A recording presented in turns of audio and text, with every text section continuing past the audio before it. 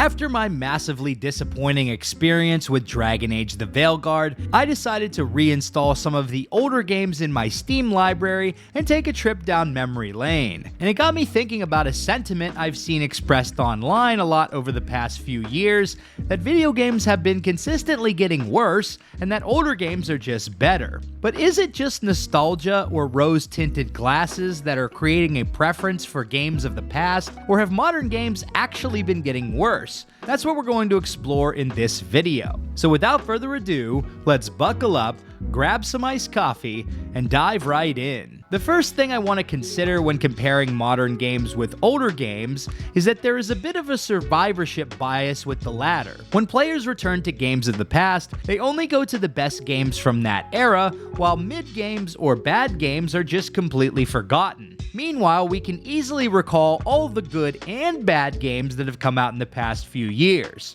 Sure, there have been some great titles like Baldur's Gate 3, Elden Ring, and Black Myth Wukong, but we've also seen colossal flops like Forspoken, Immortals of Avium, Star Wars Outlaws, and Dragon Age The Veilguard. It's easy to compare titles like Star Wars Knights of the Old Republic and Star Wars Outlaws and show why older games are better, but we forget about the bad titles that came out in the past too. 10 years from now, people will be playing Elden Ring, Baldur's Gate 3, and Cyberpunk 2077, but they'll completely forget about Forspoken and Immortals of Avium. Two of my favorite games, Mass Effect 2 and Fallout New Vegas, were released in 2010, so I decided to see what were some of the slop games that came out that year. Does anyone remember Naughty Bear? It's a Xbox 360 game released in June 2010 that has a 5 out of 10 user score on Metacritic.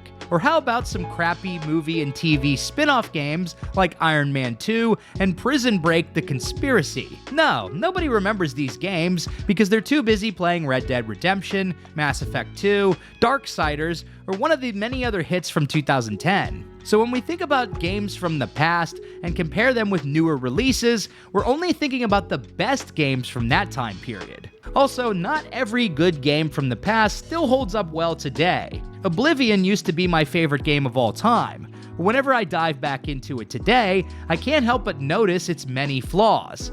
The copy-pasted caves and alien ruins, the derpy-looking NPCs, and the janky-ass combat are so much more apparent to me now than when I first experienced this game in 2006. It's hard to play Oblivion and enjoy it on the same level when I could be playing The Witcher 3 or Baldur's Gate 3 instead. This is not to say that Oblivion doesn't still have its charm, but the game doesn't quite hold up as well as later open-world RPGs that improved and iterated on the formula. That being said, I still prefer playing Oblivion over Starfield.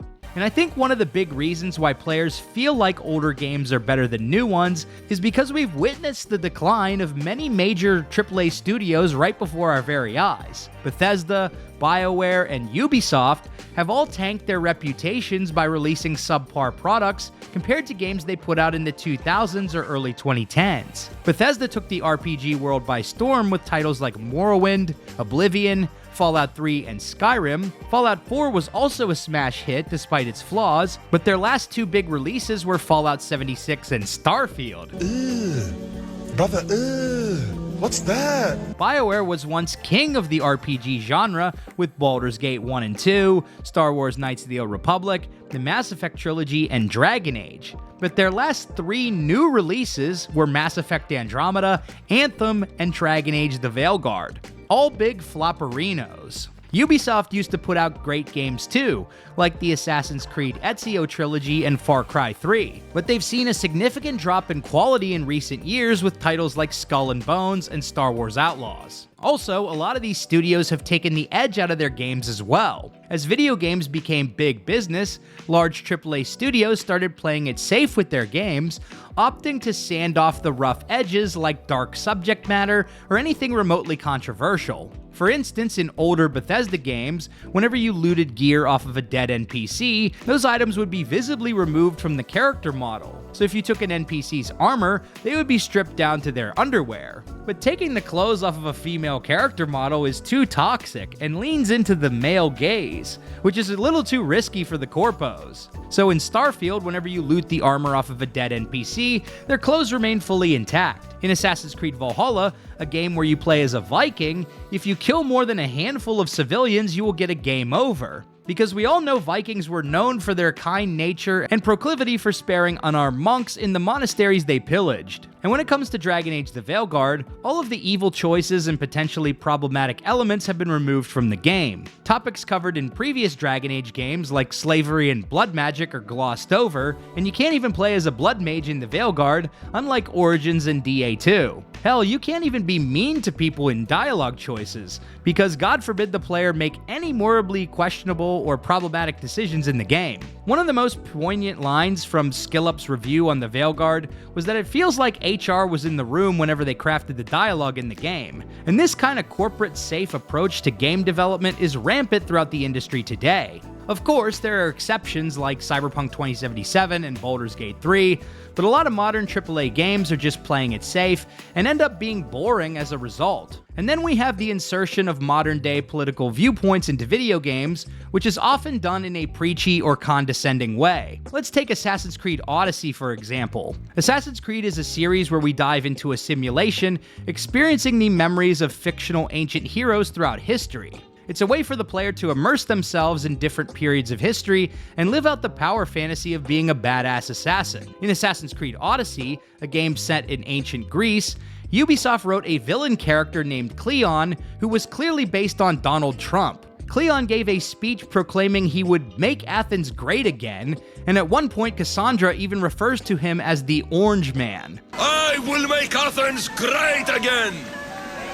When I'm exploring the beautiful open world of ancient Greece that Ubisoft created in Odyssey, the last thing I want to be thinking about is Donald Trump, or anything to do with IRL politics for that matter. For most people, video games are meant to be a form of entertainment and escapism, but many developers today see video games not merely as a form of artistic expression meant to entertain an audience, they see it as a vehicle to communicate their political ideals and teach the audience a lesson. When done poorly, which is often the case, these political insertions end up damaging the immersion of the overall experience and ultimately end up being counterproductive to the goals of convincing the audience of said message. Put simply, game devs are doing more damage to their own political causes by inserting these messages into their games in a poorly written way. This is not to say that politics have to be strictly off limits for video games. Plenty of games will explore political and societal themes in their stories, but if the writing is bad, the player is more likely to reject your product than embrace your ideology, especially if they feel like you're talking down to them or insulting their intelligence. Over the weekend, I played Stalker: Shadow of Chernobyl for the first time, and after slogging through a bunch of modern AAA slop this fall, this 2007 post-nuclear apocalyptic shooter was a breath of fresh air. The game doesn't try to shove a bunch of modern-day politics down your throat, and it doesn't feel like it was crafted in a corporate boardroom to be as mass-market and inoffensive as possible. It just drops you into a world filled with radiation, mutants, bandits, and fun gameplay. It's a game that's meant to be entertaining, enjoyable, and fun, a concept that seems to be lost on many modern game developers. So are older games actually better, or are we just nostalgic? It's a mixture of both, but on average, older games are better than most of what's been released in the last couple of years. There are still a lot of great titles coming out today, games like Cyberpunk 2077, Elden Ring, Baldur's Gate 3, Black Myth Wukong, Space Marine 2, Helldivers 2. There have been a lot of spectacular titles released in the last few years, and these games have stood out because they never forgot the primary purpose of video games, that they are meant to be enjoyed by the end user. If you like this video, be sure to subscribe to Big Dan Gaming for more RPG videos and commentary. Big shout out to all the channel members for supporting my content. Until next time, this has been Big Dan. I should go.